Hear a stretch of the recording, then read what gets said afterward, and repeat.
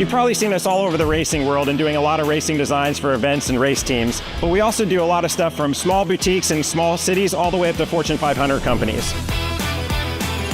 Your brand deserves to be seen. We print on more than just shirts, hats, jackets, bags, and much, much more. Custom corporate branding starts here.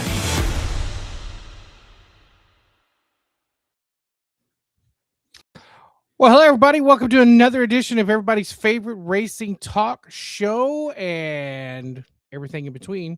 This is indeed the Revved Up Sports Show, 10 years strong. Showtime Bobby Chef right here. The Iceman, Rodney Rodriguez, and Tim Richmond. That would be the man right there to the left of your screen. So, as you can see, studio under construction. His studio's under construction. Mine's overrun by animals. Yeah. That's about it. And I tell you, it's weird in here because with everything that's kind of gone down and different stuff that's in here, a lot of the insulation is gone. So this room actually echoes, Bobby, like it first did about 10 years ago when we started this thing. So I've got a little echo going on, but yeah, studio renovation. The next time that we do #Real Race Talk, you're going to see something pretty sweet that I'm really excited about. So looking forward to that. Great program tonight, though, by the way. Really looking forward to talking about you guys there at Texana Raceway Park coming up with the big Fireball race. We'll talk about that. And then Dustin Hennigan is scheduled to join us as well. You got something happening at Boot Hill as he's trying to win a whole lot of money again. We'll talk about that, talk some TMS and a whole lot more, man. How about your TMS trials and tribulations, man? Whether the forecast, all of my great friends in Dallas Fort Worth with weather, all those babes got it wrong, my man. They all got it wrong. The fact we were racing on Friday was pure amazement to me. Yeah, I had no idea we'd be, without a shadow of a doubt, no idea we'd be racing on Friday. Yeah, it everything called for, and the plan for us, with work was Friday was going to kind of be one of those days where we would do minimal stuff because we figured that everything was going to push to Saturday, and that was indeed not the case. Not an ounce of rain. But I got to tell you, though, watching hardly rain at all, yeah, because that's one of the things with work that we do is we've got those fancy forecast things like everybody else does, and man, it was headed to TMS a lot of different times, but man, that stuff would dissipate and just never made it, and that's good. I mean, that's a great thing. No, it's definitely a great thing. There was a lot of surprised people, a lot of sunburnt people there on Saturday too, because the sun came out on Saturday. It felt good, like in temperature wise, but in terms of like sun, I guess because of the overcast skies, a lot of people just turned out a little bit more sunburned there than what they had anticipated. So. Yeah, it got to the point where it was so odd as how to dress for that, because the mornings were cool, and that's the thing for folks that haven't been to DFW. This is TMS or regardless. When you go to DFW, you have to prepare for a little bit of everything because the weather. I mean, that system over there is just so crazy, and there's no. Here in Central Texas, it's kind of hit or miss, but over there, man, when Mother Nature gets pissed off, she gets really pissed off, and she is going to hammer you, and that's usually what happens there. But for once on a TMS race weekend, and I think just big picture, looking at everything the way it worked out there at Texas Motor Speedway this weekend, the stars aligned, man, because everything worked out well, and they hit a big ass home run this weekend. I mean, they did. Sunday was the Grand Slam, if you will.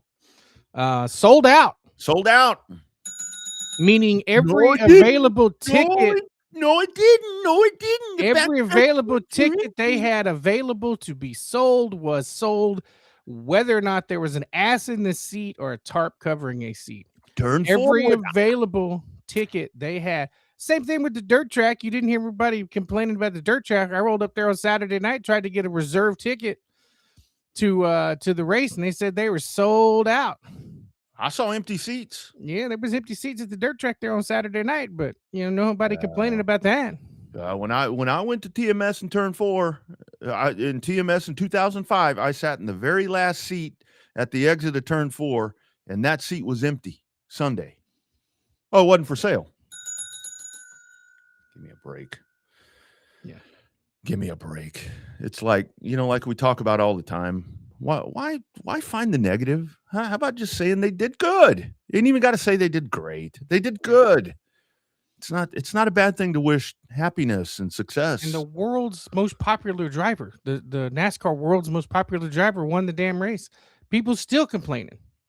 Hey man, I was when that car broke loose right there at the end, I'm like, if that's probably not Tyler Reddick because that's rigged too. But if it's any of the other 35 drivers, they would have thrown a yellow, but not for Chase Elliott. Not for Chase Elliott. Got to keep the race going. He's going to win. Nobody complaining about that one. Mm-mm. Yeah. It's a good weekend though, and you're right. I mean, the high limits race on Thursday. No, I mean, let's say what it is. Typical dirt race. Dude in the front took off and won. But the Saturday Same thing Saturday. Yeah, exactly. Well, front two, anyways, took off. Yeah. Saturday one was much more racy, I thought. And just a good program all in general. I like the combination of what they're doing right there. No, it's a great idea in terms of coming through and having the high limits be I mean, really call it like it is, a support class to the weekend. When you had a lot of the guys coming over. So, I mean, it was, it's funny when they were interviewing them on Saturday night and they were talking about what all did you do between the Thursday and Saturday? All of them. We went down to Cattlemen's. We went down to the stockyards for a little bit. I'm thinking, well, hell, y'all went to the high rent district if y'all went down there. And by the way, speaking of the stockyards and so forth, I don't know how many of you guys may be rodeo fans, but if you're in that DFW area coming up the next 2 weekends over there at the historic Cowtown Coliseum, a place that I went to last year, just great venue to go.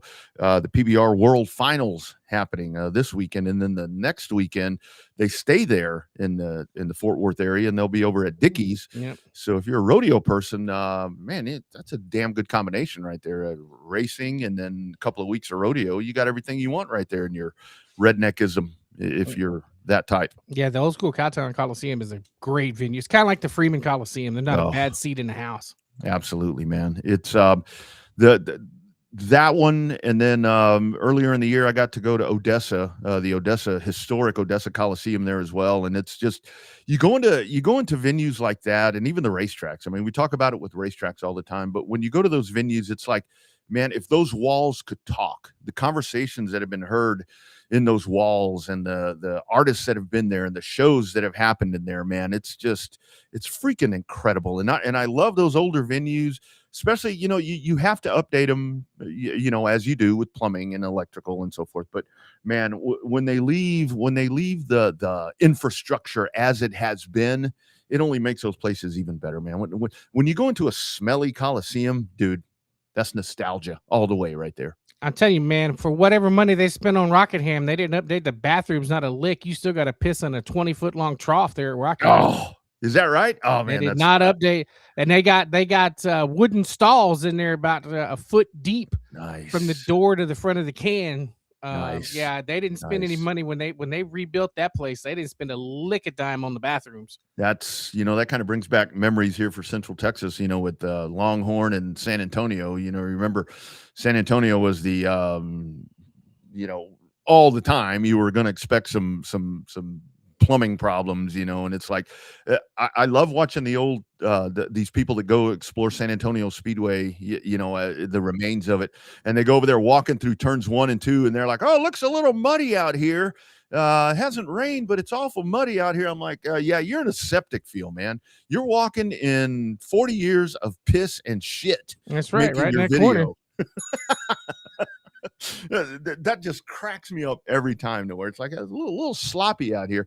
Yeah, man, that ain't mud. That is not mud that you have on your shoes. And Longhorn had them long piss troughs, and same thing where you may catch, by the end of a Friday or Saturday night, you may catch one of those wooden stalls that maybe would flush. Maybe, yeah. Oh man, it's but I love that San Antonio thing. That's pretty hilarious. Lots of folks checking in. Our man Sugar Sean Folsom, man, what a job. You got to spend some time with him. You guys, good job Sunday morning on the pre-race show there from TMS, getting us all fired up. Just amazing photos that Sean produced, and you can find all those. They're actually on the Revved Up page. Sean is going to continue to drop some of that content on us, lucky us, and you guys. If you have an opportunity to support that dude, if there's a way to purchase his photos, if you can I know at Cotton Bowl he does where you can sponsor the night. I think it's about $100. I mean, do that because that's a hard working dude, and he talked about it a couple of weeks ago. He that dude ain't running around with a cell phone doing that shit. He's got some really high intense gear. Some high end cameras. Yeah, couple. absolutely. He had 2 different cameras set up, one for filming the cup race stuff, and then one for filming the trucks at night, and then another setup to do the high limit stuff. Yeah, absolutely. So multiple different kind of cameras and stuff like that. See, I got a fuzzy dog tonight. Man rolls around with a lot of gear, so support him as you can.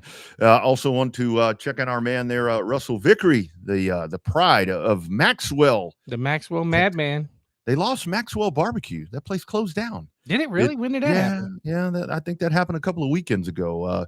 It was one of those kind of they opened up in a historic building there, and they would sell till they sold out, and I guess they finally gave up the fight there. That's a tough place to open a barbecue spot, even though that the family there associated with that place was well entrenched in the Kreitz and all of that. But yeah, that's a bad loss, but not a loss for Russell Vickery. Second place in the modifieds at HMP the other night in the number 2 car. And that car, from everything that I saw, only saw photos of it, it looked just as it did the last time that it was on the racetrack with Heath Stewart. Good run by our man Russell Vickery. Yeah, definitely an old school run there in the 2 car at HMP. Yeah. Lance and Martha also checking in. I'm sure that they are fired up and ready to go for Texana Raceway Park coming up this weekend with the big Fireball event. Southern United Sprint Cars. I don't want to mention the W word. That's something that we can address here. Some of the forecasts are not looking good, but like I texted you earlier, we were just having the discussion about TMS. Everything looked pretty bad, and it worked out. Hopefully, lightning strikes twice, and everything holds out for Texana. Yep, everything stays together and stays good. You just never know with that weather down there by the Gulf. So yeah, you never know, man. Everything changes so fast. I mean, it's cooled off here. It is right now 63 degrees in the burbs of Round Rock, and we were approaching 90 yesterday, so there's a lot of stuff happening in the atmosphere, and it's May. The April showers are bringing May flowers, so hopefully that will push its way into Saturday for you guys. Hopefully, I hope so. It's gonna be a good night. Got a lot of people traveling from a long way away to get there.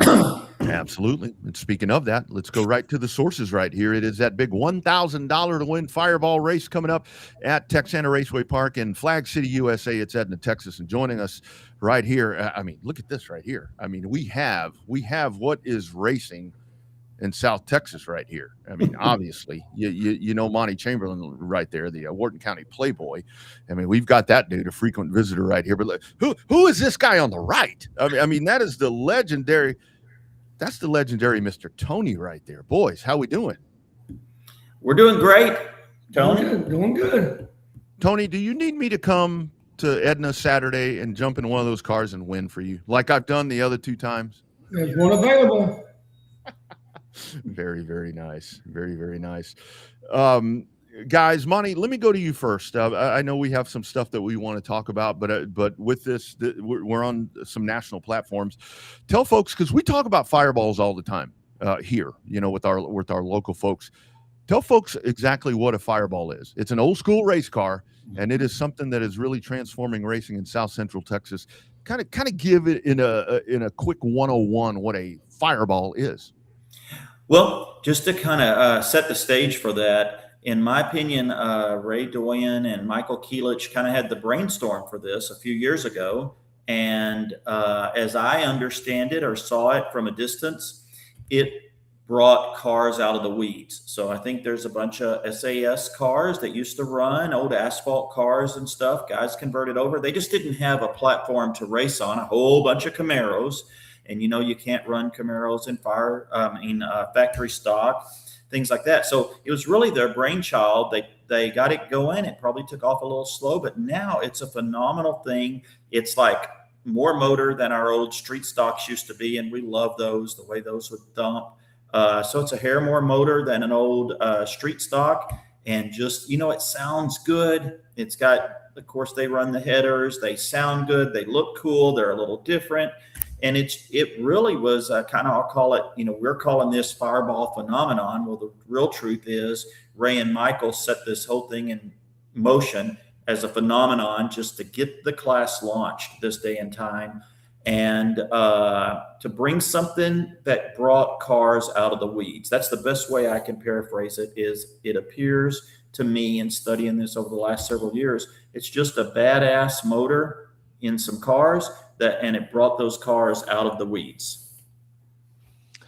So Tony, you have multiple cars. Actually, I just want to know from the start, how many cars do you own? How many cars do you have? Because every time I turn around, y'all got another trailer full of a couple of cars dragging them to the track. How many cars you got, dude? I now have 6 cars, which one of them is a Fireball, and all the rest of them are hobby stocks. Wow. Same way with mine. We pulled one out of the weeds that I bought from Kenny Dinsman, been sitting forever, which is a Camaro, and we put it together for Fireball. Because, of course, street stock was always my favorite race out there. Those are the cars. I mean, that really is stock car racing to me. That's why I love that Nova, Tony, that you have.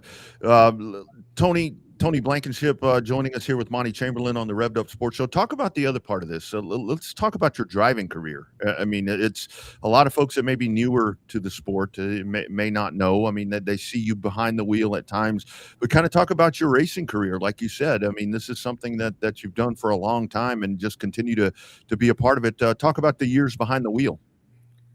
Started in the early 80s. I quit in the early 90s, and then came back in 2010. Tried to get out of it a couple of times, but it just didn't work too well. Of course, I went and leased the track in 2017, wound up with 2 rental cars back then. Then the rest is history. Now here we are again with 4 rental cars and a Fireball. Love it. So the one thing I noticed, guys, is that when it came to it, Tony, you're the driving force behind wanting to get it to 1,000 to win, right? But to me, the sponsors that came on board to get the purse that is there for the Fireballs is amazing. I mean, it seemed like they were just coming out of the woodwork to give you money, and that doesn't happen a lot. It doesn't happen a whole lot anymore. Talk about that, man. 25 plus people. I mean, some people called me and offered, and I called a lot of people. Wasn't looking for a lot, just looking for a little bit, and a little bit's better than none. So everybody sponsored a little bit, and you can see as the purse has grown all the way to $100 for last place. It's excellent, man. That's gonna bring a lot of cars, maybe some that even have been in the weeds that we may see. So, Tony, what is it for you with this? I mean, it would be really easy. I mean, because you're very trusting. You make the cars very available to people, and I mean to anyone. I mean, it can be somebody out of the grandstands. It can be a driver. What is the driving force for you to really want to keep this thing alive and keep these sort of cars moving forward? I just like the old style cars, and of course, I love the leaf spring cars, and that's always been my goal, to keep the leaf spring cars going and show that they can compete. And that's just the way I've always been. Mm-hmm. You know, if I know you didn't ask me a question, but just to throw something in, because Tony's pretty darn modest. You know, he's got 6 cars. One's his own hobby stock, one's his Fireball, and then he's got the 4 rental cars. Which is amazing. That whole idea started, like you said, in 2017. But, you know, when he thought about this, this is not a regular class at Texana, obviously. It originated at Pleasanton at I-37, and now it's also a regular class at the Race Ranch in Corpus. And when he had this idea, he came to me in court. As a matter of fact, how we like to do business, we all went and sat down at lunch, and Tony said, I have an idea. He laid out a proposal with some numbers. He said, I'll bring this to the table. And he, right out of the box, jumped out and said, I'm going to pay for every single Fireball driver's pit pass out of my pocket. It's only going to cost those guys net $20 to race, unless they have to get a transponder, obviously, five expensive dollars for that. But he's covering everyone's pit pass. And then he took a gamble on being able to raise sponsors. But he's done this before. And it turns out to be a phenomenon every time. Over the 12 to 15 years now I've known Tony. He comes up with these ideas, and he'll get a little seed planted, and most of the sponsors end up being $100. So it makes it easy, right? You're going and looking for $1,000, $2,000. You got to go to a big business, and that's tough. but you have a whole bunch of people jump on for $100, and that's what he's got this time. And it some just of them more. Yep. Some of them are several hundred, Yeah, right? got 300, 250. Of course, Cord helped a bunch. I mean, he sponsored a lot for this race too. It ain't all just me. And then, of course, Monty's been there with me the whole time. Yeah. So I'm kind of I do the behind the scenes stuff. I offered him $5 and he said, just hold on to that. Yeah. He's paying you. Keep that for your services. I think is probably what he's doing. So I do want to ask you guys, I mean, because we mentioned it right before y'all came on, just like it seems like any time, any racetrack this year or this time of year, weather could be an issue. But I think that it's super. I really, for a lot of reasons, are hoping that this race goes off as it's planned on Saturday. But I think the fact that the way that you guys worked with the other tracks and got this scheduled on a weekend where nothing. I mean, you guys are the show. Mm-hmm. I think you're going to have a pretty damn full pit gate of these cars coming in on Saturday. We'd sure like to. That was actually the very first thing on the table when this idea was brought forward during that lunch. Tony asked what we thought. And I was kind of the first person to speak for me or Cord. I said, well, that's a cool idea, but I pulled up this matrix that Bobby has sent me. I try to keep it handy, Bobby, because it is really helpful. But he sent me a matrix of who all's racing. And I said, we're not going to do this when Pleasanton or Race Ranch are running because that's a regular class. So we found this date, May 9th. We do have a backup date.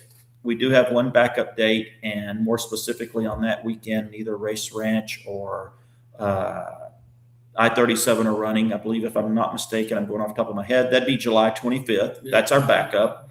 And then if we had to kick it one more time, we have one other idea late. But right now, we got it all eggs in the basket for this. But that was very, very critical, Rodney, Bobby, that we did not do this for this. Okay, factory stock, it's a different story. It's everywhere, right?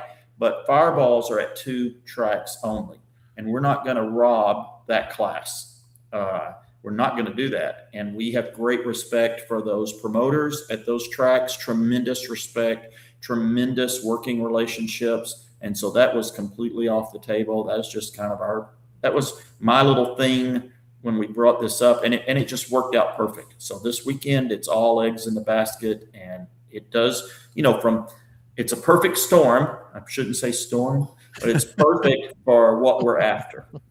Absolutely.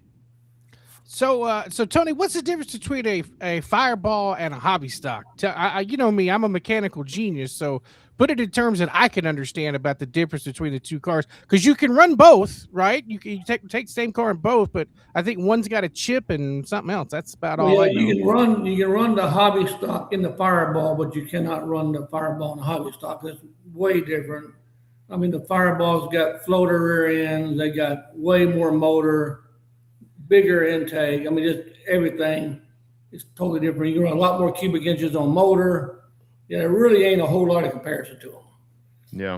Hobby, you would still have to run a chip, though, in a hobby if you bump up. And some guys are going to do that this weekend. They're going to try to run fireball as well. But you do have to install the rev limiter with the chip. It doesn't matter if you had a 6-cylinder. You got to have that rev limiter with the chip.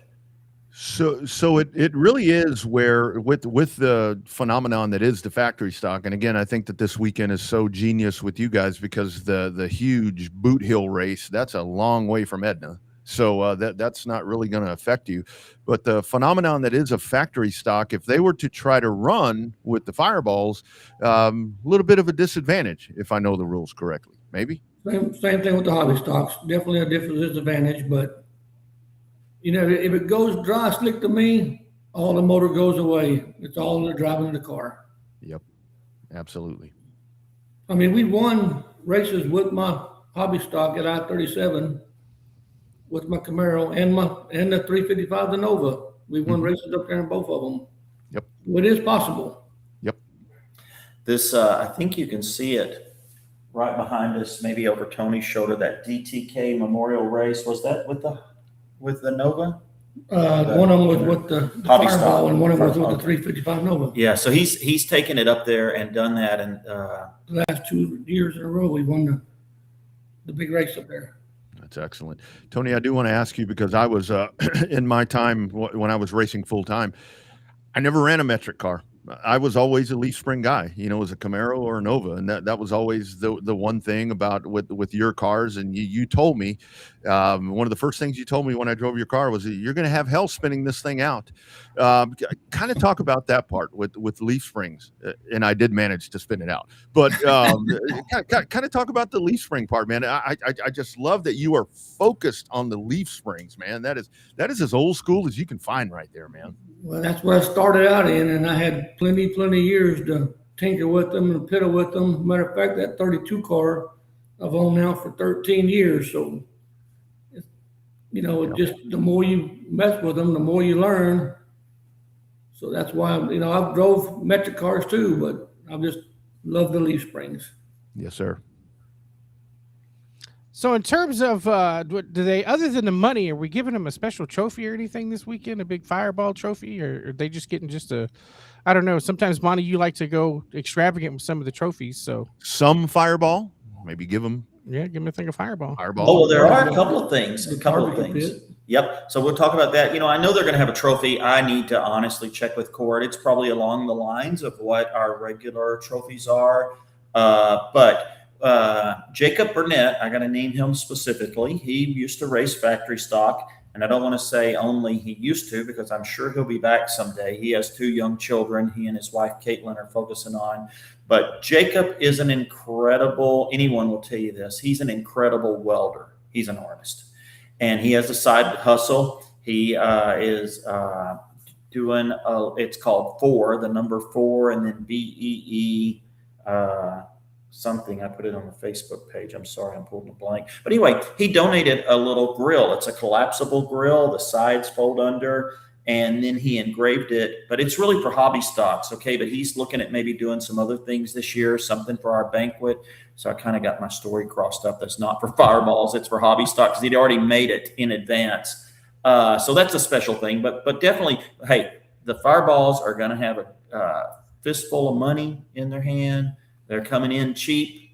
Pay for your fuel to get here in $20. That's what it's going to cost. A heck of a deal. And somebody will walk away with a nice trophy. Yeah, absolutely. Monty Chamberlain and Tony Blankenship joining us, talking about the huge fireball race coming up. $1,000 to win, $100 to start. Texana Raceway Park in Edna coming up, and Tony covering fees for guys coming in. I mean, that is massive. That is unheard of. I'll ask you both. I mean, with your long history there in Edna at Texana, we saw a post today, ongoing work, continuing improvements to the facility. It seems like every time you turn around, very much turning into a state-of-the-art racetrack right there. I'll ask you both, with your long tenures there, man, it's gotta be pretty prideful for you guys to see what TRP has become in a very short amount of time with Cord Beard there at the helm, man. That is quite the palace that you have happening. Yeah, I'll let you go first to speak to that. Go ahead, Tony. Okay, well, I'm always long-winded, so Tony, don't think you're going to get shorted here. But Rodney, I'm going to roll that clock back just a bit more. It's the guy sitting on my right. Got that whole mojo kind of going in 2017. Bruce, the track was shut down in 16. Bruce Tesh owned it, and Tony approached him, could he lease it? And he went in there and painted the whole place. That's why it's blue and yellow. He painted the whole place, got the place back alive, and we had a banner 2017. And technically, so this started the mojo going. Tony sold it for Bruce. Bruce recognized that, by the way, and he'll tell you that Tony's the reason the track sold. Off season of 17, it sold to the Dinsman family. They, got it fired up, kept it going. It just wasn't a good fit in time for them, so they were going to sell it or turn it into a different use. Cord, who grew up going to that track, had an opportunity. He put his foot in the door and said he'd like to buy it, and he bought it. I think that was late 2020, maybe. But that's when the things started really happening, and everyone recognizes that every single year Cord has done some tremendous capital improvement project.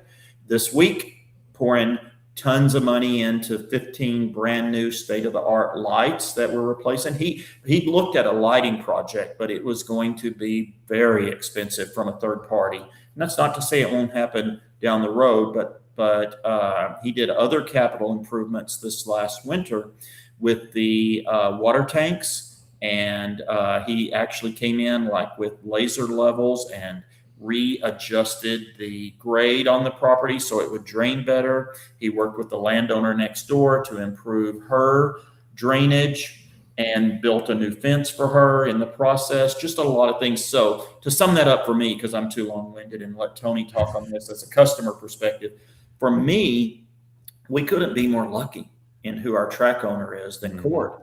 We need in this area to have weather cooperate with us more often. Okay, we put some big things together, and then weather scares people. Even if the show is going on, it's going to scare people. And this is a rough time. You got to pay $5 for diesel, and most of the haulers are using diesel. You make some judicious decisions, and you don't just go driving for pleasure. You know, you need to know that there's going to be some reward, whether it's money or just the satisfaction that you get to compete.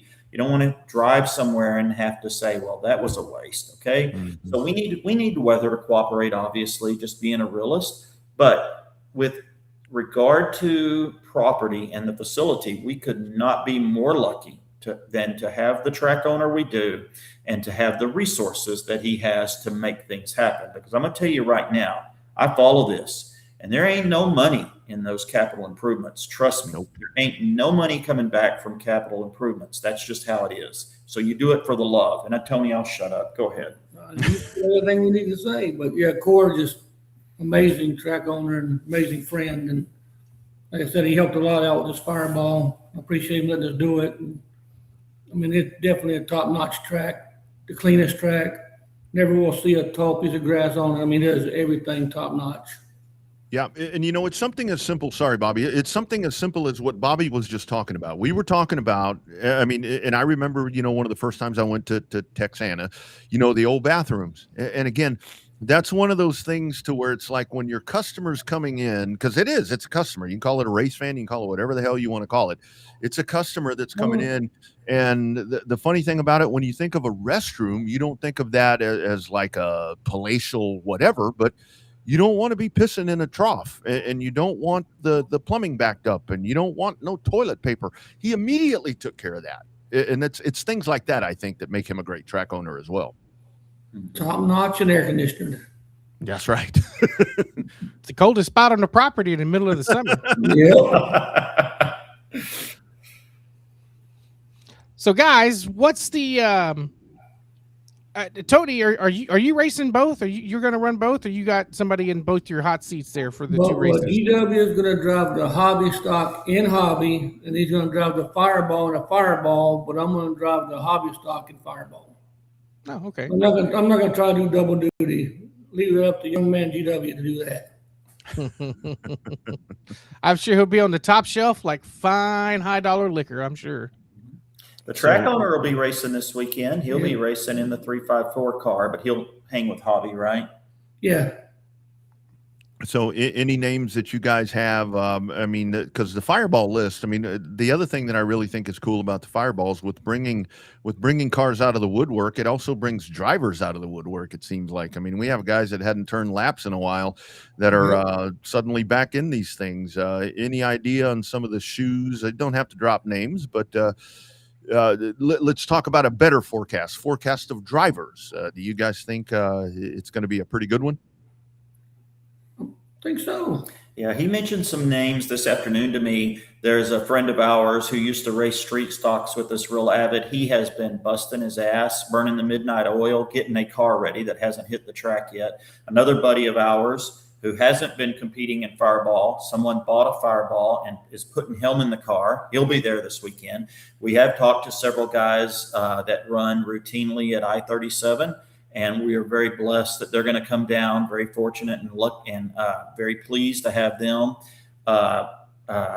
Some of the, the real hot shoes right now in that class, if I'm not going to name names, but there's one that's won several times coming down.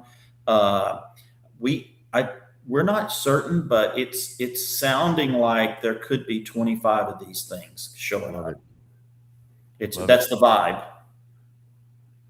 Yeah, I You know, heard Bobby a couple of mentioned Cotton Bowl cars are coming too from some people that Yes. told me at TMS. So we'll get some Cotton Bowl cars in a couple of different classes too. So that'll be fun. What were you going to say, Monty?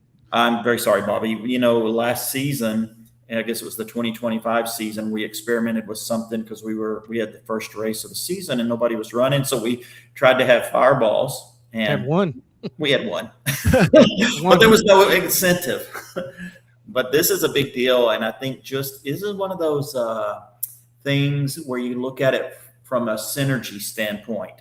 It's like they told two friends and they told two friends, and so the synergy just built up, and the folks got excited about it, and it's going to be a real treat for our fans here. They haven't, limiteds have a certain tone to them, okay? Modifieds have a certain tone. But those fender cars with that much motor, with the headers pointed down, there's just nothing that sounds like them. Most of them are pointed down. Some of them are shot out the side of the body, but there's nothing that sounds like those. And it's just going to be a real treat for the fans to see these cars on the track, along with the one visit this year from sprint cars. You know, we do not have sprint cars routinely, and that's going to be an awesome blend in. So just really exciting weekend. I have to tell you, Monty, I think, and Tony, both of you guys, I think one thing that's real, it's so many things that you guys do over there that I like, but it's not one of those things to where you're doing this, you're bringing in a fireball event like this in a big manner, and not so much of just adding a class. I mean, you see a lot of tracks, and again, I'm not casting shade at anyone, but it's like, okay, we're adding X class, whatever. The manner that you're doing it, you're bringing a big show in. Is this something where maybe along the lines down the road that this could become a more repetitive class if all of this kind of, pans itself out well this weekend? Well, that's a double-edged sword to approach that these days, because it took us a while to grow this hobby stock class, and now that thing has turned out pretty dang good. It's a scary venture to try to add another class unless you saw one dying. And this, it would be a hard pill for me to swallow to think about right now, because I don't want us to have any impact about this class right here and the way it's going for Pleasanton and Corpus. We may stretch it too thin if we tried to touch it. We have interest from other classes wanting to come visit, but you got to get enough. It's a distance thing. We've been, approached about having front runners one night, but again, from my perspective, it needs to be a night that we're not going to be competing to rob a customer. That's just a big deal with me. Maybe I'm too something, but that's you're too damn honest, Monty. You're too damn honest. It's a big deal to me. You do business the right way, man. That's not acceptable. I'm just kidding. I think we could say, so let me cautiously say this. I don't know that this is in the cards for a regular class unless this whole thing, you started having 50 cars at every track. Hey, then there's something to pull from. Got no choice. But I do see this happening again, something like this, where that it's exciting to the competitors, a place to go to and do something different. It's exciting for the fans, but you don't want to wear it out, and you don't want to try to launch something that it's not good timing. Absolutely. So as always, most up-to-date information in the event of weather would be the Facebook page. I know I get a text, but you're not going to mass text everybody. But hopefully, like Rodney and I said, we didn't think we were going to race Friday night with a 90% chance of rain, and it didn't rain a drop at Texas Motor Speedway. So you never know what's going to happen down there by the coast. So I'm looking forward to it. It's a lot of work for me, learning some new drivers and having the sprint cars come in. But I had a pretty good text conversation with Tony from Race On, and we got some stuff ready to rock and roll, and going to have a good time there on Saturday night with the sprint cars and the fireballs. I'm looking forward to it, guys. Look forward to see you guys on well, I guess I won't see you Saturday, Monty, but I'll see you for sure, Tony. Yeah, I'll be down Clearwater Beach, Florida, starting this week. Oh, our you're annual. This. We have a go-to place, my wife and I. We found a go-to place every year, and that's it. But, I want to say thank you guys for giving us the opportunity to talk here tonight. Tony was chomping at the bit for this. 2 weeks ago publicly, we can't thank Tony Blankenship enough for planting the seed and getting this thing off the ground. It takes a lot. It takes a village approach. It takes a lot of people to launch something like this. And man, he brought the 25 sponsors to the table, and that's what it took. And I think that's going to be a trend we need to see more in the future for someone who loves a certain class that'll take a ball and run with it. It's not like the old days anymore where any track, I don't feel like, can just reach in their pockets and pay some big purse thinking everybody's going to show up. It takes people like Tony to light that fire. And we so appreciate him and everything he does, supporting the track and all those darn cars he brings. And I think a big part of that is, lastly, to close it out, guys, is I think that we as racers and race fans, when it's somebody like Tony that's a racer that we know, that we trust, I think that really instills a lot of trust, honestly, to where it's like, okay, if Tony Blankenship is buying into this and he's putting himself out in front of this is something that is going to work. And I think that's a big part of the success of this, man. I'm so excited, and I may even drive out for this one. I think I may be able to make this one, weather permitting. Again, everybody, best place, the Facebook page. I know David Good was on here a couple of weeks ago from Heart of Texas, and he talked about, weather conditions where people would say, well, it's not raining at my house. Well, we're not racing at your house. So stay tuned to the Facebook page, I guess, is the best place for everything, to chart everything. Yeah. I spoke too soon a couple of weeks ago, real quick, and as we close, I went out there, took a picture on Friday, and it looked amazing. It was beautiful. And then I left the track. I'm not kidding you. I left the track. What was it, Tony? 30 minutes later, a storm that was supposed to come over my house 30 miles away to the northeast. I live in Wharton County, okay? The edge of Wharton County. Playboy. Yes. It was supposed to. And that storm moved slightly to the west and absolutely hammered downtown Edna up to the track. It's like, what was that about? And then my beautiful picture was ruined. So that's just part of the cards, but we're gonna hope for positive, and you don't trust the forecast. Okay. Don't trust no forecast until that day is there. That's right. Exactly right. Good stuff, guys. Wish you all the best. Tony, as always, thank you for everything. Thank you for stepping up and making this happen. Monty, you're doing an amazing job out there. You guys, all the best, man. Looking forward to it. And we'll recap it once it's all said and done. Thank you. Thanks. All right, boys. Take care. Bye-bye. You bet. There they go. Big one coming up, Bobby. That is going to be one hell of a show. It's going to be a lot of fun. That's for sure. I think the weather's going to hold out. I think everything's going to be fine. And it really is. They're with Tony. I mean, that really is a guy where people trust that dude. And he does. He will put anyone in a car. I mean, all you have to do is, however, whether it's the raffle or whatever they're doing, he will put you in the car. He just wants to grow the sport. I mean, he's a lifer, man. He's a lifer. Need more of those guys. Yeah, 40 seasons strong at Texana this year. So yeah, absolutely. Good stuff there. 86 to 2026. Yep. $1,000 to win, $100 to start. Tony's covering all the pit fees. Doesn't matter if it's 10 cars, doesn't matter if it's 25 cars or whatever. So he's just continuing to give back. That's happening at Texana Raceway Park Saturday. Be sure and monitor the Facebook page, because that's going to be the key to all of that as we get closer to that event coming up on Saturday. Also this weekend, we talked about factory stocks, completely opposite side of the country, as we like to call it around here, the country, which is Texas. So let's go diving in. You got a lot of money on the line coming up at Boot Hill Speedway. Spring Nationals coming up for the factory stocks. The best of the best will be on hand. Joining us on the hotline, the man that took that money home last year, the young man. It is, let's welcome in Dustin Hennigan. How we doing, buddy? Good. How about yourself? Yeah. Oh, there he is. All right.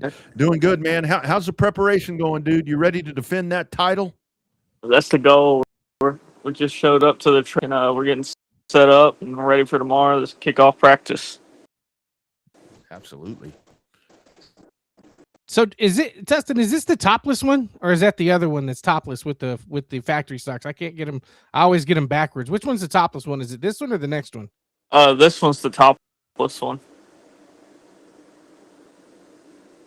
That's so weird. I've never seen a convertible Monte Carlo before, but I guess we're going to see a whole bunch of them tonight and this weekend. Yeah, this is gonna be my first time topless with them. So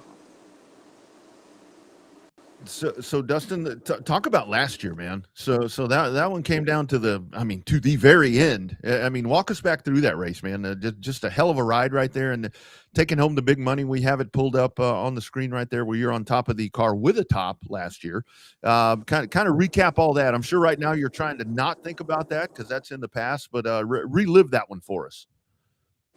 Yeah, I started third in the feature and took the lead on lap 2, and then led for about 15 laps, and then had a racing incident. Went to the rear, was coming up through the field, and had a right front, and kept having some calls. I was picking them off left and right, and then with 23 to go, he had a long run, and I think it was 2 or 3 to go. I was able to slide the lead and lead the last 2 laps. Hell yeah. It's crazy. So on a big race like this, I always ask people, is the preparation any different? I mean, are you triple checking a nut and bolt versus just double checking it? I mean, are you going more in depth this time for this big money race than you do any other week, or are you just trying to keep it as normal as you can so that you can just keep it as normal as you can for a normal race weekend? So last year, this same race was my first race of the year on the car. This year, we're going to do the same thing and just kind of get it ready throughout the off season. We took the motor out, sent it back to get looked at and freshened up, and we got it back last week, put it in the car, and we're just going to try some things tomorrow, and then make sure everything runs right. And if we have problems, go through and fix it for tomorrow night's or Friday night's practice or heat races, kind of setting up for the Saturday big show. Absolutely. So, Dustin, I mean, there's no doubt with the money on the line with this, some of the big hitters, anybody that you have circled that you know, I mean, kind of in your opinion, as the defending champion, that you're going to have to deal with here. I mean, the list of names, I mean, Kemp, Faulkner, I mean, all of these guys. Anybody in particular that you've watched this year that you think is going to be coming guns a-blazing, trying to take that win from you? Really, everybody. Like, I feel like this most competitive class. Like every night you go out, there's not just one person that wins every week. You got different winners at each week, every track, and this class is all over in Louisiana, part of Oklahoma. So it's like I feel like there might be 140, hopefully more cars here. That's how many were last year, and out of them 140, probably 140 of them can win it. Like, Yeah. So really, everybody. Absolutely. So, Dustin, what makes the factory stock so fun? Obviously, like you said, there's a boatload of cars between the tri-state area and Oklahoma and all that. So, I mean, there's nothing factory about a factory stock anymore. They used to have a lot more factory parts on them, but what makes them so much fun to drive? Is it just the competitive nature of it? Is it that you can play around with a metric chassis? I mean, what makes them so fun? What makes them so popular as a whole? They've been around since I've been a kid growing up in racing, and the class just grew when I was younger, and just how competitive it is, and you kind of can run side by side and rubbing a little bit.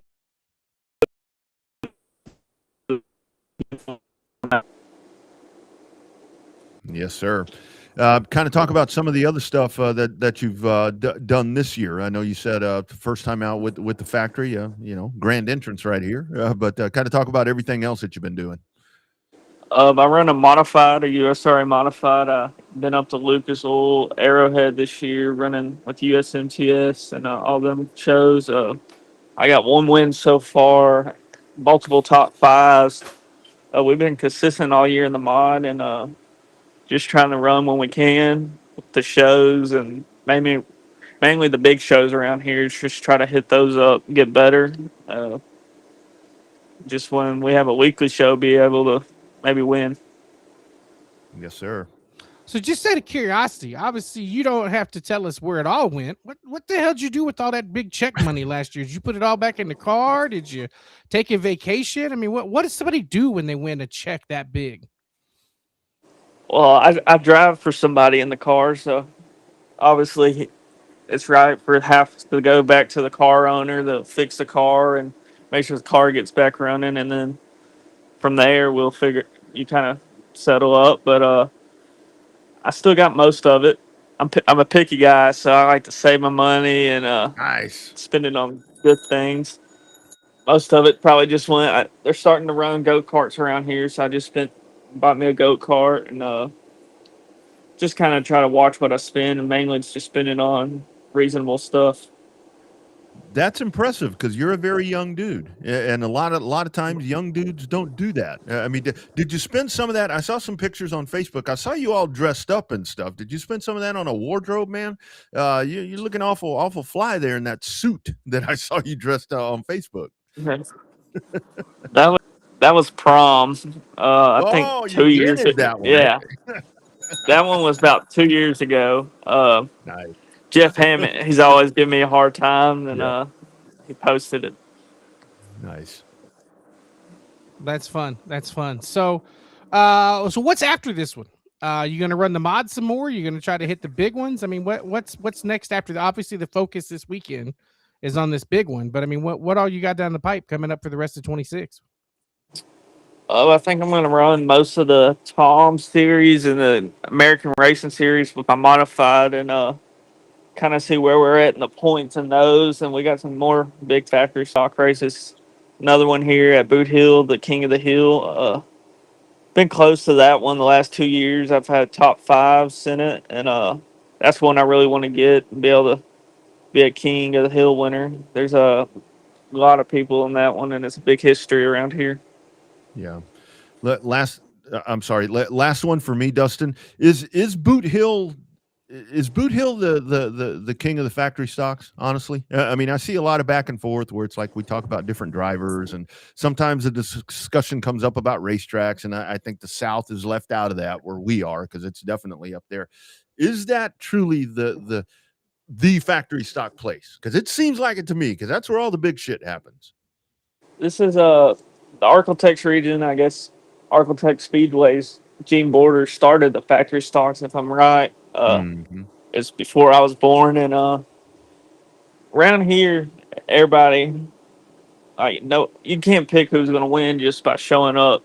It really depends how the nights goes, and if you go up the Dallas area, you have your guys that show out up there, and where y'all are from, I really don't get to watch much. I think Maupin, dominates down there. Yep. And all the Dallas drivers says it's a different ball game when they come around here and race. We got more traction. Looks like we're out there, and we can stick in the corner and not sliding kind of like they are. But I feel like it's all equal if you go around where Maupin is. Maupin's there. If you go around Dallas, you got your Jeffrey Abbey, Cody Smith, all them guys up front. So it really just feels like maybe home track territory. Like you get to run there weekly and kind of have your stuff set up for there. Mm-hmm. Well, dude, we don't going to keep you any longer. We know you're at the track, and you don't want to be distracted by two dudes like us. So we'll let you go. Best of luck, man. Going for the double and getting it back to back. So best of luck, man. Let us know how it goes, and then if you win, we'll bring you back on to talk about the big win on Saturday night. That's right. Yes, sir. Thank you. Take it easy, man. Good luck, dude. Yes, sir. Thank y'all. You bet. There he goes. Dustin Hennigan looking to back up that $30,000 payday and do it again. And humble young man right there. Grounded, saving money. I'm having to learn how to budget right now, Bobby, at the age of 40. Yeah. I'm the only one that knows your real age anyway. So, and I'm over here wearing these kind of damn T-shirts I'm buying. It's like, okay, whatever. Yeah. I couldn't pass this one up. You buy that at TMS or what? No, I got this in Phoenix. They had. I don't think they had this at this. I only saw this at Phoenix and the tracks that I've been to this year. They have like a whole retro merch trailer of stuff. Oh yeah, they had one at Rockingham. Oh, did they? Okay. Well, yeah, that makes sense. But yeah, I walked by and I saw this, and I kind of bartered with them a little bit and got it a little bit cheaper. They're expensive. They want like the Yeah. retro Sunoco shirt was like $40. Yeah, this cost me some merchandise of the company that I work for to kind of get this down a little bit.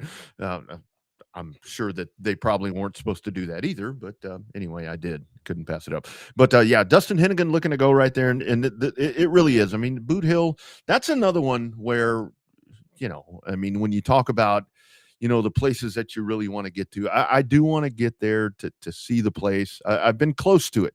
I was actually down there, and I was busy for work and I couldn't get there, and I missed. They had a big factory stock race that I just couldn't get to. But I mean, no offense to our factory stock tracks around here, but that's really where the shit hits the fan, man. That is the place.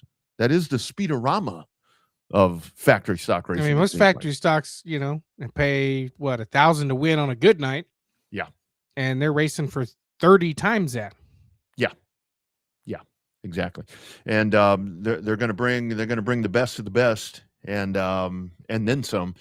And that's why I think that the Fireball event with you guys way down south at Edna is so big, because you're going to have folks that may have the opportunity to get into that, or that don't want to take the factory stock all the way over there for whatever reason, because that's one of those things where if you go to that race, if you go to the Spring Nationals half-ass, I mean, you might as well forget it. You're not going to make the show. So that's why I think this one here at Edna is a big opportunity where guys or ladies, can get in and have a good night. Have a good night for good money. Yeah, it's going to be a lot of fun. I still don't like the topless thing. Yeah, you don't see a topless Monte Carlo. Yeah, I mean, that to me just doesn't. I don't know. Not that they give a damn what I think, but it's just really weird to see a topless. There was no reason to make them topless. We've had that conversation before. I mean, you and I on the down low. I mean, I personally don't like to see modifieds or limited modifieds topless. I mean, I don't know, man. This ain't IndyCar racing. Come on. There's only certain things I want to see topless at a racetrack, and cars are not usually one of them. No, it's usually just men. That's all I want to see topless, or a beer can. That's about all that I want to see topless. I don't know. Y'all can break that out into the chat and we can discuss topless versus topless. But yeah, that's my whole thing with. And here's where I go back to the topless thing. We have a special guest that's going to join us here after we run a couple of ads after this rant. But it's one of those things where in all the years that I race stock cars, and I know I bring up when I raced, which I've never retired, but I bring up when I raced. But if I was going to take the roof off my car, I was probably going to miss a couple of weeks because it's like mounted. It was part of the body. It's part of the body. You can't just cut that shit out. Well, you could. I mean, you could, but I think you get what I mean. It's like you say, Monte Carlos. I guess there was a T-top Monte Carlo back in the mid-'80s, the 86, 87. I think you probably could, but that's not the point. That's a T-top, though. That's not a convertible. That's a T-top. But hey, they can do whatever they want to do because there's going to be a lot of cars. And they're still going to get them. I mean, you could tell them to paint them all with a purple radiator cap and a pink spoiler. Now I'll show up with a purple radiator cap and a pink spoiler. That's exactly right. That is exactly right. All right, coming up, special guest. But before we do that, if you're heading to a racetrack somewhere, you need to have the My Race Pass app because it's the only way to keep up with everything, not only at the track that you're at, but tracks all around the country, dirt, asphalt, motocross, whatever. The My Race Pass app. Get it today. Welcome to the My Race Pass app, the #1 app for motorsports fans. We want to make sure you get the most out of your My Race Pass app experience. With your new free account, you can use the My Race Pass app to see race day information, including event entries and official lineups and results for over 600 organizations across North America. You can also see track information and purchase online event tickets for select tracks. With your free account, you can also search for a track or series on the My Race Pass app and favorite their profile to receive news and race day notifications on your mobile device. To see more information and to see which app subscription is best for you, be sure to visit getmrpapp.com. My Race Pass, the ultimate racing resource.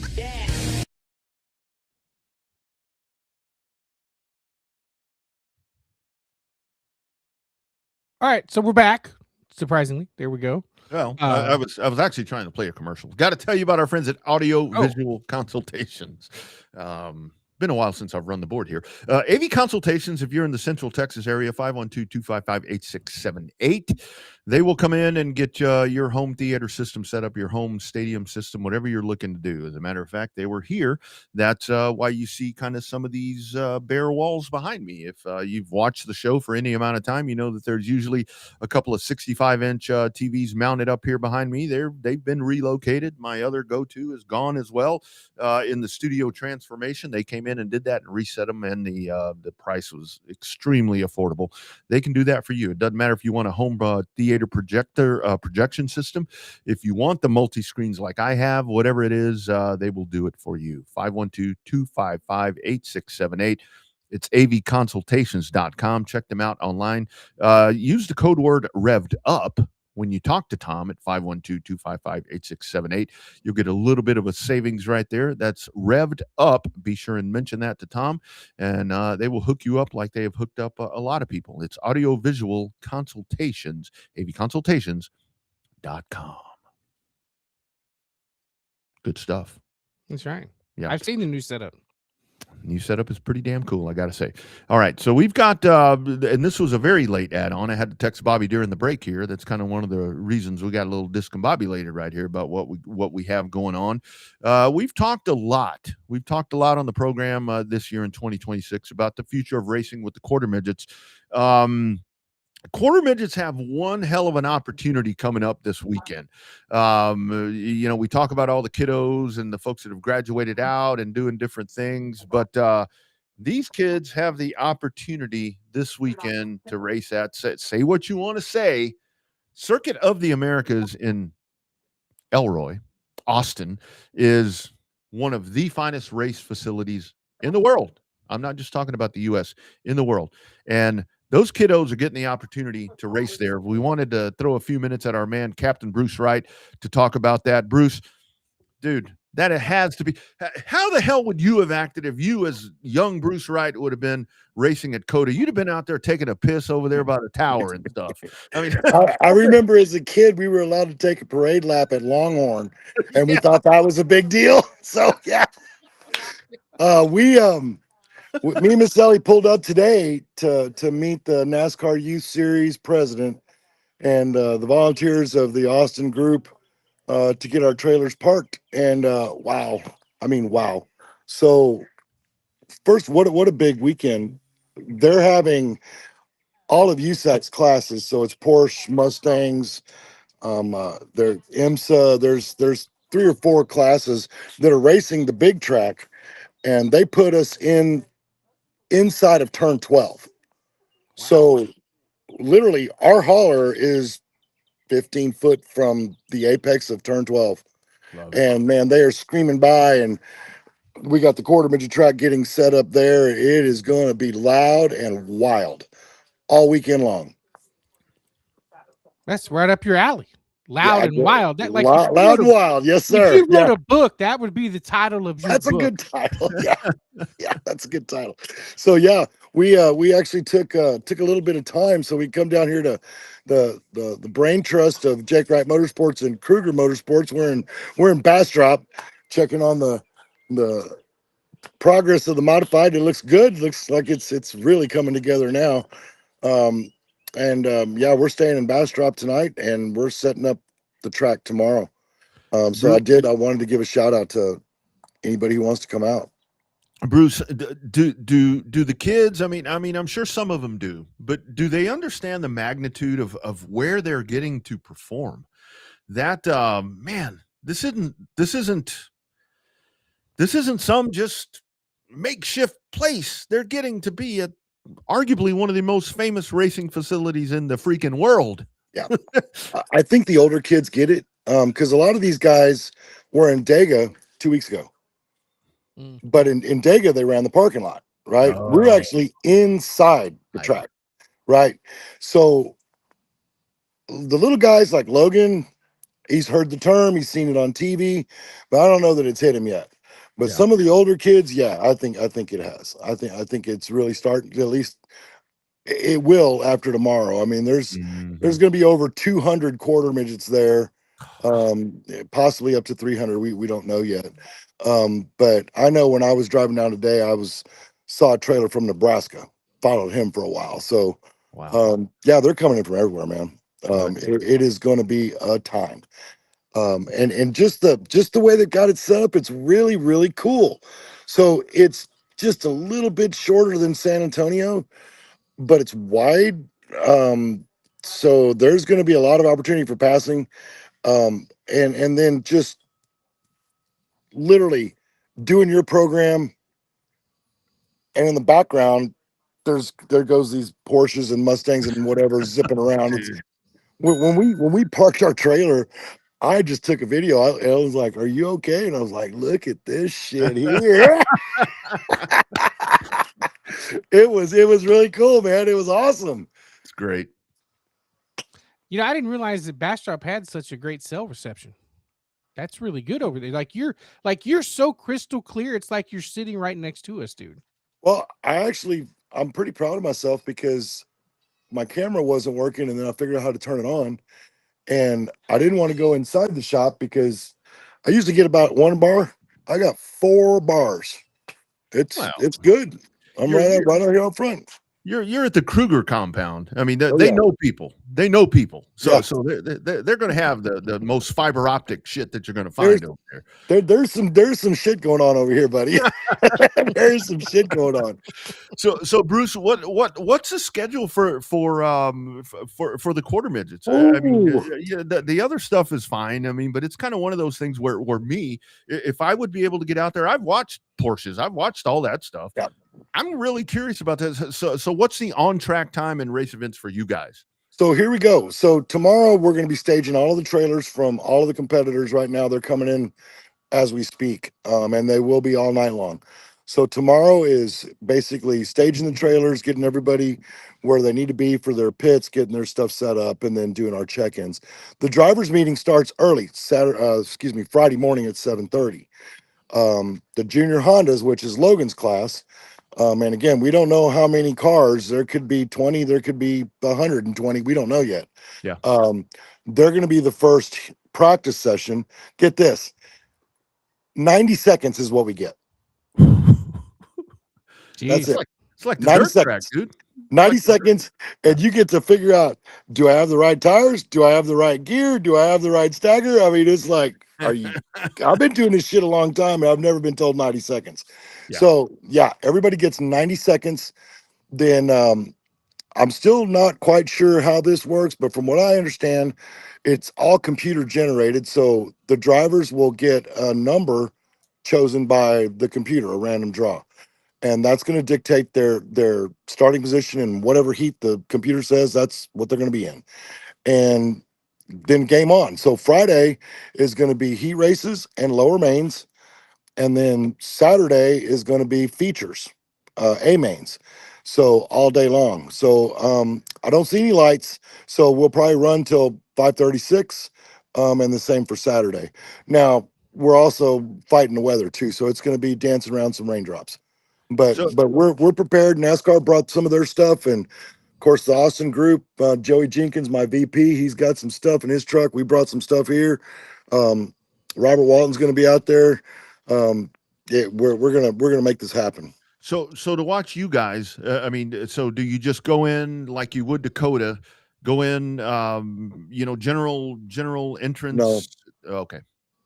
No. Okay. So I figured when you said I don't know learned it this ain't the gonna hard be way. that simple. So yeah, you get these, right? You get these wristbands. So what you do is you either come in off of 812 or Elroy. I actually came in off of 812, but I think Elroy might be a little bit easier if the local guys. But anyway, you turn in. I jinxed it. You jinxed it. I sure did. You jinxed it. Hot damn. Well, we'll see if he's able to get back in. But yeah, if we rain out down there, that'd be a lot of fun to go to, all those kids. So I'm thinking if you go in on Elroy, so you're probably going to have to go into one of those tunnels. to get yourself in there. But that sounds like a lot of fun because, and yeah, you're right, because the other part about that is, if they're going to run in the rain, I mean, like the sports cars, hell, they'll run in the mist. I mean, that doesn't matter. But man, that's why I wanted to hear how to get over to them, because that does sound like a boatload of fun. And that, I mean, imagine that, Bobby, to get to be a kiddo and get to run anywhere at Coda. God damn, how great is that, If man? they just as long as they take it in, right? The problem is you don't want to see the parents get so I'm a Coda and they just get that extra gear where you're like, take the fun out of it, Yeah. Yeah, and I do think that we lost Bruce's feed right there. Yeah, because I kind of was wondering that myself. That was working so well. But anyway, wait a minute. I think he may have jumped back in. So let's see if we got him. There's the captain. Okay, so Sorry you were about saying. Yeah, You were so saying, okay. whether you come in off of Elroy or you're coming off of A12, either way, you come into Coda Boulevard, then go to Tunnel 2. Tunnel 2. I know And where that then is. there's a little security gate there with the credentials office, and tell them that you're there to see and spectate the NASCAR Youth Series, the quarter midget races, and they'll get you the wristbands and come on in. It's free admission. Nice. And you just come on in and watch, enjoy it. That's awesome, dude. That might be a fun little field trip if we rain out down there. That's awesome. Yeah, it's going to be a blast, man. You guys definitely need to go check this out. This is going to be something for the record books for sure. Man, I might roll up in there, take some koozies and stuff, and come on with it. I'll be the trailer closest to the track. come see it. We even brought a little 22-inch flat plate, so there might or might not be a little bit of fajitas and hamburgers and stuff cooking off over there. We'll see what happens. We'll see what happens. Nice. Very nice, dude. I'm excited for y'all, man. That is so freaking cool, man. That it's a big deal, man. And kind of touch on that before I let you go. Just the word NASCAR. I mean, I know a lot of people are going to frown on that, blah, blah, blah. I get it. I get it. There's things that happens there that pisses me off too, whatever. But it moves the needle. It does open a lot of doors, doesn't it? It opens doors. It does. It moves the needle. And, say what you want about Hostfar. I'm not the biggest Hostfar fan, but he's a quarter midget guy, and he actually said it on live TV, right? So and he's just the latest one. Gordon, name it, right? Mike Bliss, a bunch of those guys, the older guys, the older crowd, they all grew up doing this stuff, right? So it's not the only way to get there, but it's certainly one of the ways to get there, and it's popular around the country. It's gaining ground here. Everybody says, car counts. Yeah, the car counts weren't great in Houston, but they're pretty good at the quarter midget track. Yeah. They really are. Yeah, exactly. Hey, I don't know if you can see that, Bruce, but our man and staff member, Sugar Sean Folsom, offering guest photography if you may need it. Right. Okay. Come on, Sugar Sean. Tunnel 2. Yeah. Sean knows where it is. Bobby, you got anything else? You got anything else, my man? I'm happy for the kids, man. I really am. Yeah. Like it's when you're competitive, it's good for them, one, to experience the new track. And it's good for them to experience new racers, because I think that changes you get so accustomed to, we all knew it racing weekly when we were racing. You get so used to racing the same people over and over, you know what to expect. Now you get to elevate your driving to a whole different level, that you got to come in and go deep inside to figure out how to race a completely different group of guys and gals. And I've told this to all of our new families. Everybody looks at me and says, well, Bruce, you've been doing this a long time, but I've never done it this way. Yeah. The way I did it, the way Chris and Jake did it, is completely different than this. So I said, we're all learning together. We were 90 seconds. What are you going to learn in 90 seconds? We're all going to figure it out. I guarantee you one thing. I have been burning the midnight oil for the last 3 weeks. We put together 4 brand spanking new race cars and got them. I got ours lettered, vinyled up last night, loaded this morning, and hit the road at lunch. Right. So me and Miss Ellie have just been jobbing out on these things. Is that the ones you picked up in North Carolina? I was going to try to meet you for lunch, but we were zigging and zagging in 2 different directions. So yeah, the thing looks really cool. It looks really, really good. Pretty all in designs, kicked ass on the graphics. It's just Phil's trailers. All of our guys that have always sponsored us, LT Division and Siddons Martin, Moore Law Firm. They're on the little car. So Right.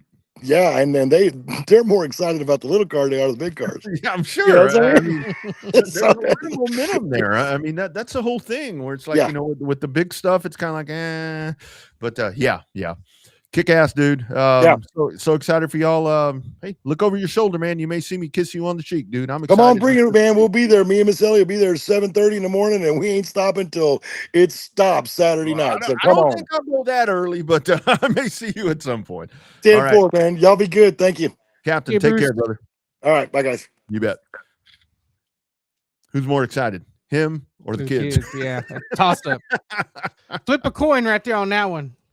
Oh man, I love that dude right there. That's why, you know, him being a part of that right there. He is that shit's infectious. And that's where we go back to all the time with all the negativity about racing.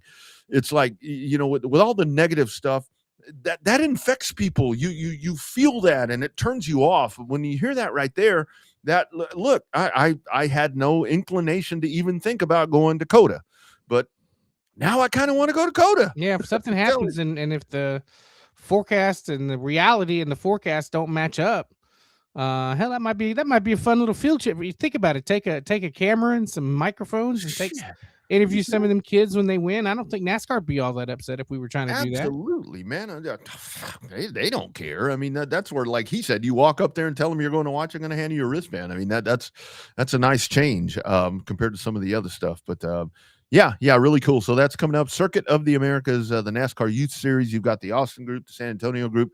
Our kiddos getting the opportunity to race inside of Circuit of the Americas. I saw some of on the chat here. Chat's kind of getting out of control here. Can't keep up. But I think the last time they were racing outside of the place and all that. And that's kind of usually what happens. Like you said at Talladega, you know, they were outside of the facility and got to race inside. And I think that's one of the cool things that when the series when the youth series went to Houston a couple of years ago, to where they were so excited to be like in the bowl. You know what I mean? It's like, it's not, you're not just kind of there, you're in there. And that is so damn awesome, man. To be 10 years old again for many reasons. Yeah, that'd be so cool. Yeah, that's gonna be a lot of fun for those kiddos. I just hope that I just hope the parents don't mess that up. Yeah. I know that sounds bad, but yeah, parents don't you're on a big stage. Don't show your ass is what we're going to tell you, right? Don't go to COTA and be that helicopter parent and live your dream through the kid on one afternoon. You know what I mean? They're not going to be the next Jeff Gordon after 90 seconds. Right. It's not going to happen. You're not going to be the next Max Verstappen or Lewis Hamilton or any of those people after 90 seconds. Yeah, you're not going to happen after 90 seconds. Give it a minute. But think about that for the young kids. I mean, especially the ones that truly have the possibility to excel their career forward, to put on your resume, oh yeah, at the age of 11, 10, 12, whatever, I raced at Circuit of the Americas, because you did. Doesn't matter. I mean, doesn't matter if you didn't race the international course. You raced at COTA. That's pretty cool. It's pretty good. Gonna be a lot of cool stuff. Yep. A little TMS breakdown coming up. She's back. I said that on the video. The old girl's back. Texas Motor Speedway. We'll break that down before we cut you out of here. But before we do that, how about a word from the official apparel provider of the Revved Up Sports Show, of Dirty Air Sports, of Bobby Chaffee? It's On Demand Shirts out of San Antonio. Why is branded apparel so important for your company? Well, because a shirt or even a hat that has your brand on it gets worn to grocery stores, baseball games, or even family reunions. The impressions are endless and they last years. Contact us today so we can help elevate your company. So it sure looks like to me, Bobby, that TMS has found its niche. All the conversations about, change it to Atlanta, which doesn't need to happen. Make it a short track. That doesn't need to happen. There's a short track there. If you want a short track, pave the dirt track. TMS, as it's weathered and with bumps and all these different things, I think that they have found them. I would like to see that as one of the possible finale races at this point with the racing that we're seeing there. Yeah, it was. I mean, it was an entertaining race. It really was. I mean, it was just, it had everything that you needed to be an entertaining race. That's all. That's the easiest way to say it. It had everything that you needed to have an entertaining race. It had crashes. It had fights. Well, not fisticuff, but had exciting racing action side by side. The whole race weekend was great. Yeah. Between high limits, the truck race was outstanding. I thought the truck race was great. The O'Reilly Auto Parts Series race was very entertaining, and Cup really surprisingly did not disappoint as what a lot of us thought it might. Yeah, and it's it's the race fan is such an interesting dynamic, I guess is what I'll say, because it's when you had the races at TMS that were with the jelly or whatever you want to call it, that was laid down to where it was just nonstop, go go go, no cautions, none of that.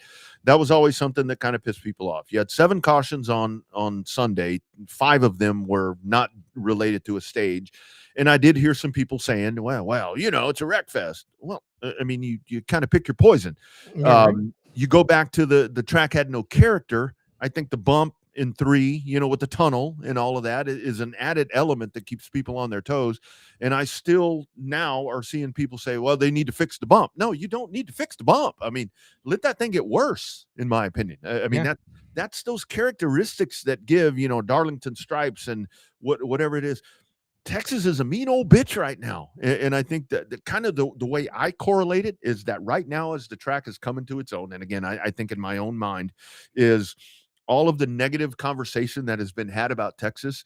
Right now, she's like, okay, really? Here we go. She's showing her claws, man. She's showing her claws and becoming one of the best courses on the NASCAR circuit, in my opinion. I think All three divisions. Like you said, everything was good this weekend. Everything was fantastic this weekend. So that was a lot of fun. I enjoyed it. I really did. I enjoyed it. Even there in the media center, there was just a buzz on Sunday. Like, we always talk about the difference between the way that the race feels on Friday with the race feels on Saturday and the way that race feels on Sunday. When we walked out of that booth, and Sugar Sean and I walked out of that booth on Sunday afternoon at right at 1:00, there was a buzz that you could not bottle up there on site. You probably felt it too on the front side. I mean, there was just a buzz. There was a boatload of people. I mean, it was a sellout in the grandstands, and there was just an ass ton of people there in the pit area, like in the infield. Yeah. Friday afternoon, we were sitting there, and again, Friday was supposed to be a wasted day. So you know how that goes. We're like Monty and then we're talking about, to where a lot of people look at the forecast and it's like, oh man, it's going to be bad. Friday was so busy in the fan zone. And I looked at my coworker and I said, dude, I got a feeling this is something pretty special. Saturday was just balls to the wall of people walking around and going up and looking at that crowd. That was a really good crowd. That was a really good crowd for an O'Reilly race.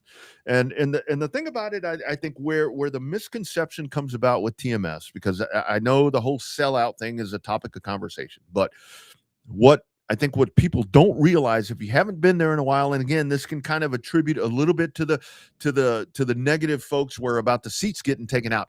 When you look at an overhead picture and you look at the grandstands, what you have to remember is every other row, they've gone in and put your, a place to set your beer can down, put your feet up, whatever. And again, is that taking out seats? Yes, that is.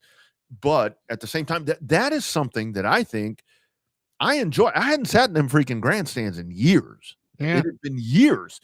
And to go up there and grab a cool one and set it down there, set my spit can down there, that's really cool to have there. And that concourse, I mean, it's been totally redone. Those bars are, dude, it's a kick-ass thing up there. There's TVs everywhere. They've done a really nice job, man. They've done a really nice job. Yeah, I mean, now they never did say how many people were there. They just said it's a sellout. They don't have to tell us how many people were there.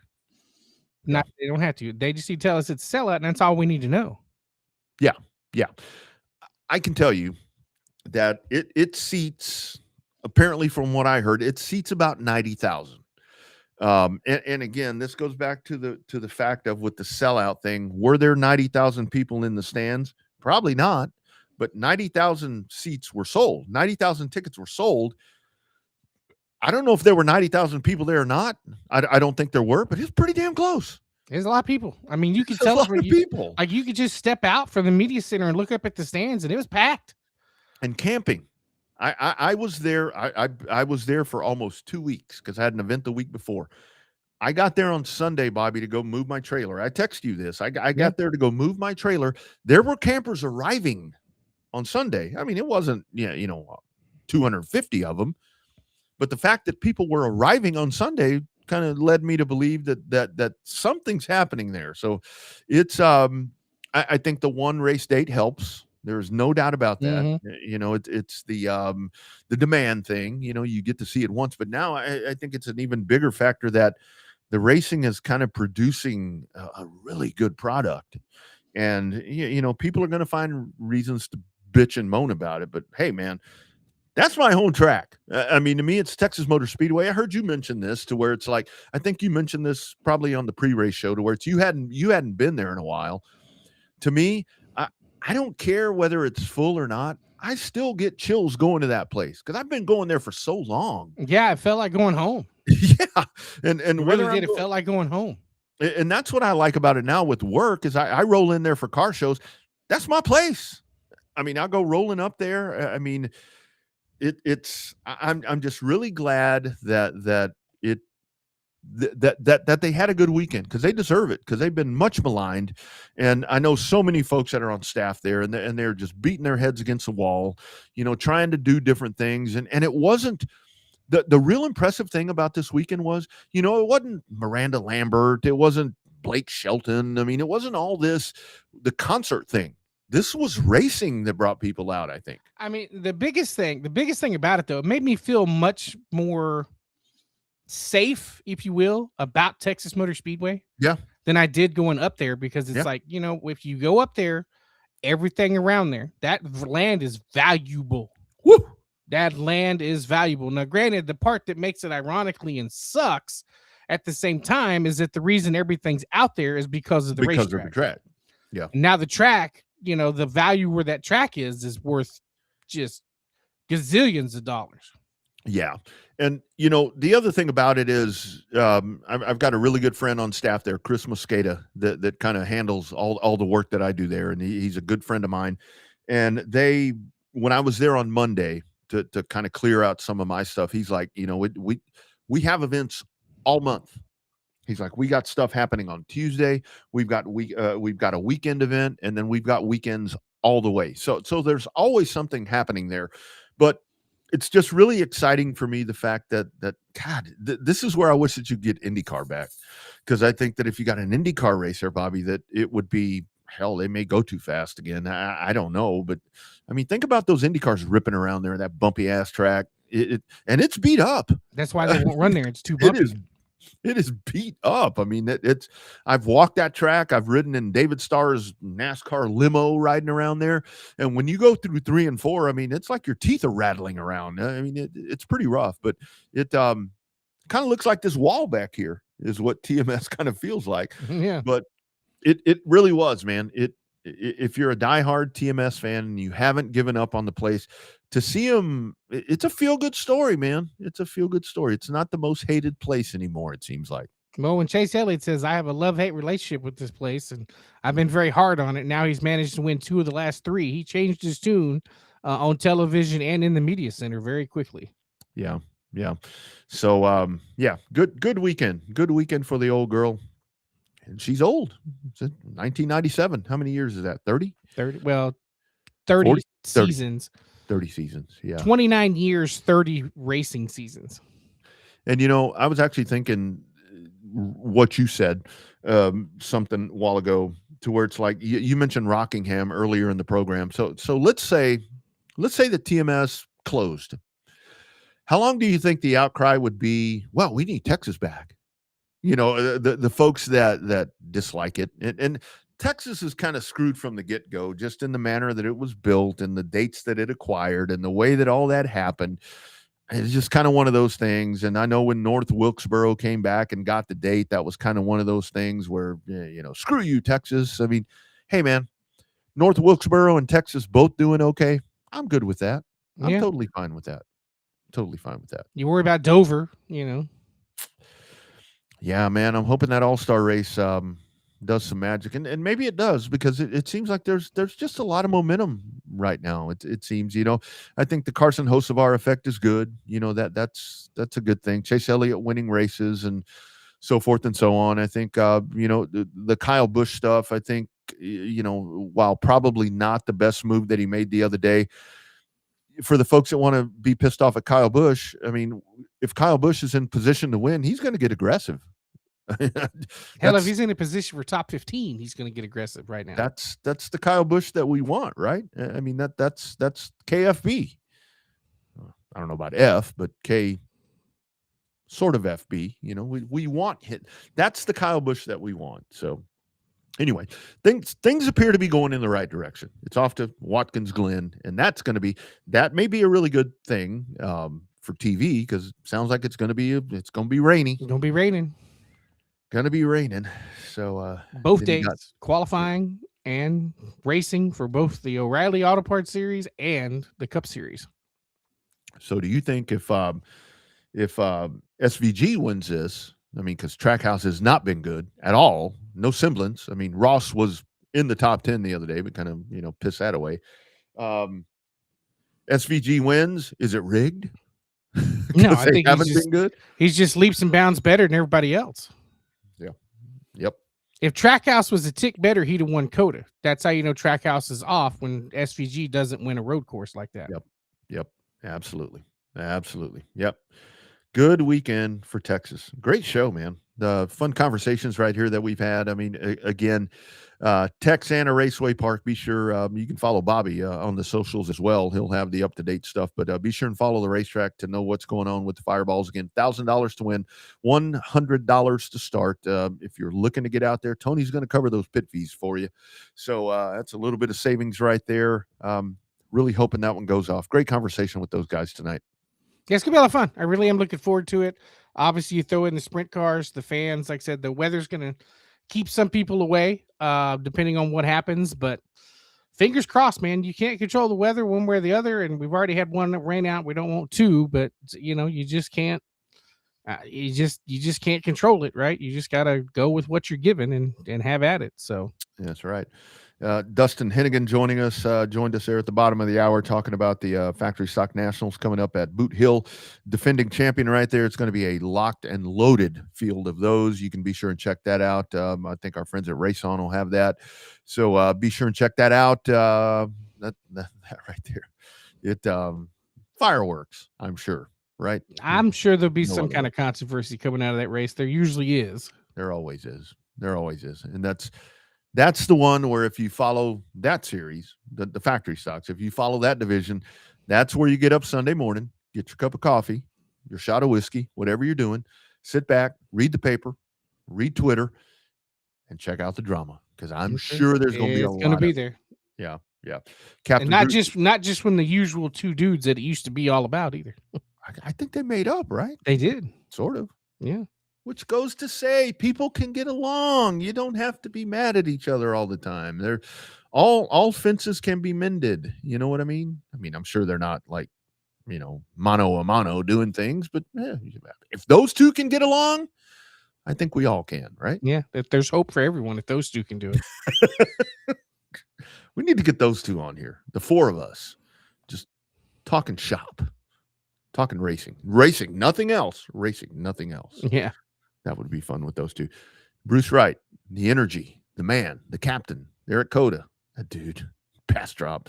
Looking forward to that. Yeah, Austin area folks, San Antonio, get your ass out to Coda and go support those kids. Cheer them on, whether they're first or last. It's going to be cool. I'm telling you, if something happens with us down south, I'm seriously considering. I got to tell you, man, I'd love to go join you guys. I said that I would, but I don't know if I really can, but I've got a lot going on. But that COTA thing, I may be able to find some time on Friday to go. I just want to go see. I just want to go be a part of that. That's really spectacular for them. Yeah, it's going to be a lot of fun. Cool deal. Yep. Really cool stuff. All right, friends. Thank you all for being a part of the chat. The chat was going. tonight. Jason Foray, You just caught it all, Jason. I just told you everything that you missed right there.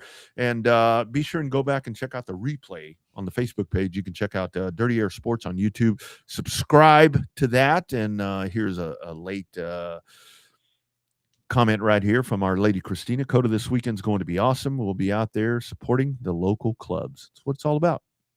I believe and I did find a way, I think, to get notified. So if you go down to it says notifications on this post. Never mind. I'll do some more research. I thought remember how back in the day you could be notified when we go live? Oh yeah. It doesn't do that anymore. And I thought there was a way to do it, but I think you get notified of this post. So nice. Okay. Well, everything's available on demand 24/7. Of course, at RevvedUpSportsShow.com. Everything is right there as well.